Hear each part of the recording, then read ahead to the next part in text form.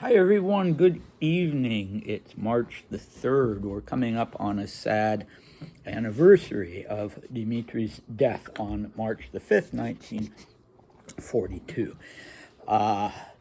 Be that as it may, I've got my Swiss hat on this evening because I'm very close to finalizing my plans for heading back to Schatzalp and in the town of Davos in Switzerland. So I think I'll be leaving on the weekend of the 28th of March.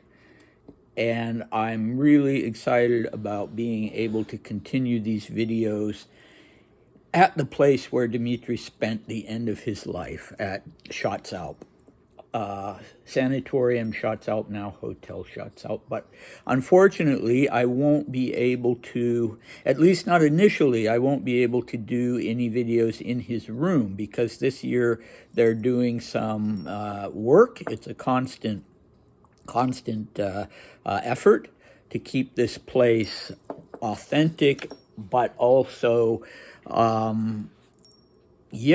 to code and just keep it from, eventually a building will fall apart if the maintenance isn't good. So anyway, I have my little Swiss cow. Like everything else in my house, it has been compromised by encounter with a dog. Anyway, another announcement. I've started a Facebook group, a new Facebook group. Uh-oh, my dog wants the cow.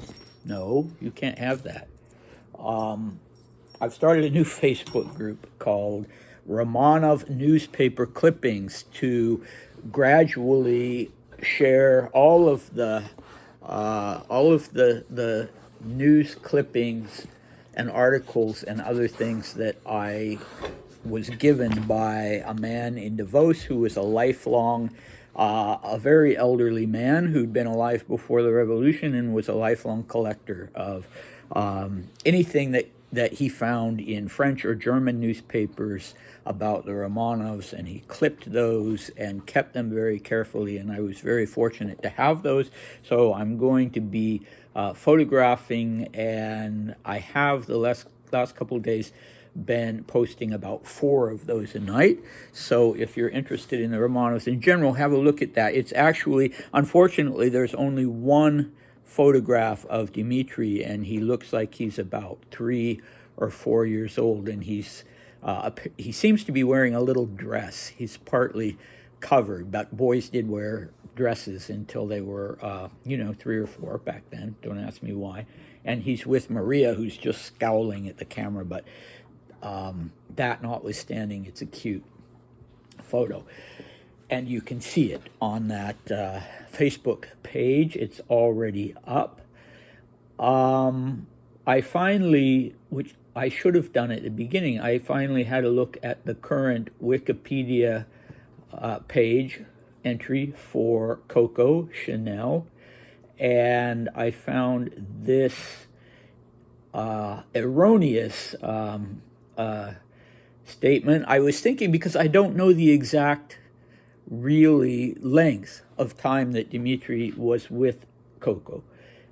And now this says, and I quote, "In Biarritz, Chanel met an expatriate aristocrat, the Grand Duke Dmitri Pavlovich of Russia. They had a romantic interlude and maintained a close association for many years afterwards." So only part of that is erroneous. Certainly they had a romantic interlude, and certainly they maintained a close association for many years afterwards. But as you know, they did not meet in Biarritz. They may have met in Biarritz. I correct myself. But at the time that they met, Dmitri was not an expatriate aristocrat. He was a royal, he wasn't an aristocrat at any rate, but he was not an expatriate. They met in 1914. I don't know where. It could have been Biarritz. So this statement comes from one of the biographies of Chanel that was published before the diaries sort of came to light. that they existed.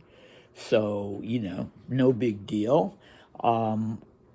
Unfortunately, I was disappointed that it didn't give any sort of end date for when they were no longer a couple, but it does note that Chanel was introduced to the Duke of Westminster, who was her long-term lover. It said that they were together for 10 years, and she met him in Monte Carlo in 1923. So that would, more or less put a limit. I've been under the impression that she and Dmitri were an item for about 1 year, but I don't know where I got that from. But this, at any rate, is going to shed a lot of light on their information, on their relationship. This is sort of the crucial piece in the diary, what the bit that we have tonight about what their relationship was. And of course their relationship might have changed over the course of, let's say, a year. So this is only about the first part of the relationship, and whether it continued to be the way Dmitri describes it in this part of the diary, or whether it changed, I don't know. So a recap for the 15th of April 1921, the first part of this long diary entry. Well, Dmitri said basically that he enjoyed himself in Monte Carlo, but he uses the word crushed, that he's just being crushed by having to sneak around, by the falsehood of that, the hypocrisy of that. And now, he wasn't naive in thinking that it could ultimately be kept a secret, but and in fact he knew that it had already come out, and so he was dreading what he would face when he got back from Paris in terms of what people were saying about it. And just like when he got back from Berlin, he was or was leaving Berlin, he was really dreading that. Definitely depressed. So what I don't know is what they were saying in the French press. That would be something to look at. I haven't yet looked at the Poslednye Novosti, the Russian immigrant paper, but I tend to think they wouldn't have really cared. But with the French press, with the gossip part of the French press, maybe there's a lot. Okay, I'm kind of letting myself ramble today because this is an important one. I don't want to stint on it, and I'm very interested in it. So our cast today is just Lucia, or Lucia as she was called, Marling, who was still pretty clingy when it came to Dmitri, who had wanted to have him as a kind of extramarital boyfriend, and who still was, like I say, kind of clingy. Okay, here we go. This is Dmitri speaking about Coco. As a person, she is of a rare, good-hearted type, an amazingly sweet and cheerful comrade. She is always jolly, and the time passes very quickly and pleasantly when one is in her presence. I definitely got very much better and stronger during our trip. Leaving Paris, I must confess very frankly that my nerves were in an absolutely horrible state. I'm ashamed to admit that, even to myself. But nonetheless, it is true. Spending 3 weeks in Monte Carlo, golfing every day, and living in a completely different environment was, of course, beneficial for me. And I couldn't have chosen a better friend for such an excursion than dearest Coco. Our relationship is really strange. I'm not in love with her, not even close, and I never have been. I'm well aware that she's not even very pretty, but nonetheless, I'm very much devoted to her. It's just that I don't know why, but she really treats me amazingly, though she never talks about African passions, in quote, and doesn't question either our present or our future. But rumors are already spreading about my trip, even outside of France, because Lucia sent me a letter asking if it was true that I had gone south, not alone, but with a companion. Only Lucia could ask such a delicate question with her English logic and psychology. Delicate is in quotes, so he is being sarcastic. So, wow. Wow, that is, I didn't, somehow or other, I don't even remember this. And it seems like it would have made an impression because I've always thought that, okay, maybe it wasn't a tempestuous affair based on sort of animal attraction, but it was, I thought at least, they fell for each other. And it seems like not really.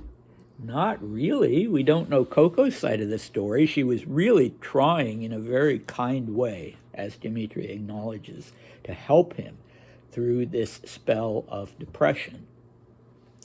So, yeah, again, you have the emphasis on his depression and anxiety at that time, and that their shame comes in. He's ashamed of it. And it was something that he dealt with, from what I gather, from what I've read, his whole adult life.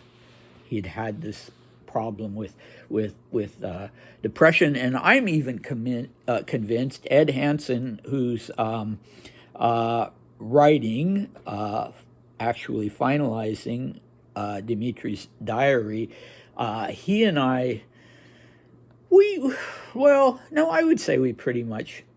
We agree that the depression was part of, Dmitri was in a really deep, deep depression after the Rasputin assassination.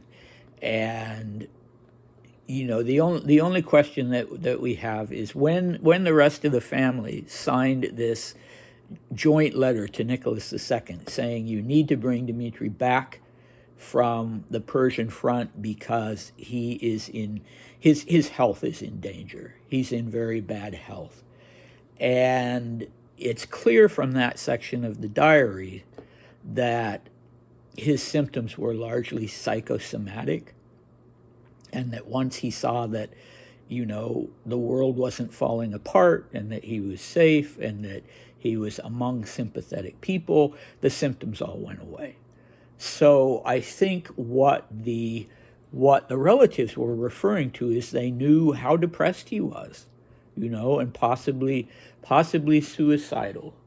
Maria says in her memoirs that he was, or does he mention in his diary that he'd written a suicide letter or sat down to write one or something like that. But anyway, this was not, I think, as serious, but heading in that direction. And the fact that he was ashamed of it, well, Dmitri was a person with real strong convictions about what a man should be and how he should behave. And I'm sure he was ashamed of it in that respect. And I wonder how much he tried to cover it up, or other family members tried to cover it up by saying that, he was sick physically. I don't know. I'm really digressing here. Okay, so one thing that jumped out at me immediately is that all of the adjectives that Dmitri is using to describe Chanel are either masculine or neuter. So he starts out by using the word человек, which is just person, or you could even say fellow or guy, in the sense that that word can also, in some instances, be applied to a woman in English as in Russian and other languages. So she is a person. As a person, she's of a rare, good-hearted type. Not as a woman, but as a person. Okay, fair enough. There are people of both sexes that have that quality. Comrade, tovarish. And trust me, he doesn't mean this ironically. It was just a very common Russian word, not tied in to in English. You know, when we hear the word when we hear the word comrade, even in our own language, we equate it very strongly with the Soviets and the Bolsheviks. They called each other comrade. But at that time, for a Russian, and even now, it doesn't have that same political connotation. So it's not irony on Dmitri's part. He calls her a cheerful comrade, tovarish, which is a masculine adjective. But again, it was broadly applied to women. A comrade is a comrade, and just like in English, you would not hesitate to apply that word to a woman. So in that sense, it's neutral. So finally, when he calls her friend, he uses the masculine form drug. And maybe if, Andre, if you're watching this, you can tell me what you think of this, because I'm not quite sure. There's a feminine version of it, podruga. But I've never been quite clear, though various people are trying to explain it to me. What is podruga? Does it mean if you talk about podruga and you're a man, are you talking about a girlfriend? You're not just saying she's a friend of mine who's a woman, but you're talking about a girlfriend. And if you're a woman, do you use the word for your girlfriends, or do you call them druzia, drug, the masculine friend? I don't know. I really don't know. But at any rate, if he did consider her to be his girlfriend, seems like he would have used the word podruga instead of the very neutral drug, friend. All right, so all of this actually makes me ask, did they have a physical relationship? And I think I would think so. But as you know, if you watched the shorter videos about the short diary entries, I didn't see the usual indications that Dmitri sort of slips into his diary entries when he talks about going to bed, or when he talks about a conversation with a woman at night. There are certain ways that he indicates that he's using those words to mean that they were having sex. And that was never the impression that I got with his use of those words in the short diary entries. So what is he telling us? He's telling us that she's a friend. She's a good friend. He's the friend that he needs. He couldn't have chosen a better friend to help him with his depression, to be on this trip with him. He says it's a strange relationship. He emphasizes that he doesn't love her. He, instead of just saying, I don't love her, he tells us, yeah, not even close. Not even close is the precise wording of what he says, but I couldn't really, is that what I put? Well, what he said was basically, I'm far from being in love with her, but that's so awkward. Or actually, yeah, I'm very far from being in love with her, but that's so awkward in English that I changed it to, I'm not in love with her, not even close. That sounds so much better. And I think it means the same thing. And I never have been in love with her. What does he mean by that? Was there some notion that maybe he was in love with her before the war in 1914 when he first got to know her? Or were the people who knew that he was spending time with her in Paris, were they saying, oh, he's fallen in love with Coco Chanel? Anyway, he's setting the record straight about that. And then, yeah, there's this weird reference to African passions, which of course is racist. I'm not sure exactly how he uses it, but my guess would be that he's talking about a sort of primitive, wild kind of sex. That's what I would think. I tried to find it. I found that there's a book, actually it looks like a good book, a fairly recent book called African Passions, which is actually about Latino women. And when I, tried various ways putting in African passion, slang, 1920s, I couldn't find anything. but by the way that people looked at things like this back then, my assumption is that what he meant by this was something that was kind of primitive and wild and not quite decorous, or in a European understanding of what one should and should not do in the course of the sexual act. So one of the things that Dmitri is most important to him in the people he knows is tactfulness. He's talked about that before, even in relation to his sister. And so he's grateful that Coco has not brought up, she never talks about African passions.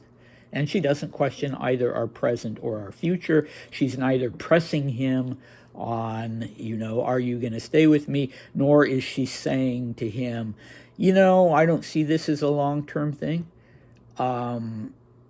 So she's not doing that, and he doesn't want to do that. And she's not talking about African passions. And I'm sorry, I'm being a little obsessive about that. Okay, I'll admit, I'm curious, I'm interested. Does that mean that he had a reputation for being into whatever African passions were, but she kindly didn't bring the whole thing up? She didn't embarrass him by bringing that up? Or does it mean, on the other hand, that she was the one who was known for her African passions, but that very tactfully she didn't ask him to participate in whatever that was with her? I don't know. Gosh, I wish I did. Okay, so, but he's devoted to her. He is grateful, reading between the lines, for what she's done for him in helping him with this depression, and he's devoted. He doesn't find her terribly attractive. She's just a good friend, but he's devoted to her, so good for him. And that seems to have been true. It seems to have been that he really, I suppose it was in both directions, but that he really valued her as a friend for the rest of his life. Okay, so, and finally we have this so typical of Dmitri, going all the way back to his adolescence. He's surprised that she treats him well, and he asks why. I don't know why. Why does she treat me well? Why does she treat me so well? Well, because she likes you, old boy, and you're a nice person. So, it's too bad that he has that tendency to kind of always be surprised when someone is nice to him. Where did that come from? Did that come from Uncle Sergei? Did that come from wanting to really deeply yearning to be integrated into the family with Nicholas and Alexandra? I just don't know. And then finally, there's this funny, sarcastic reference to Lucia Marling and her English logic and psychology. Only she would ask such a delicate question. Yes, Lucia would go there. There's no doubt about it. I don't know if it actually had to do with her English logic and psychology. I've never particularly associated English people with their willingness to ask, to probe sensitive topics and ask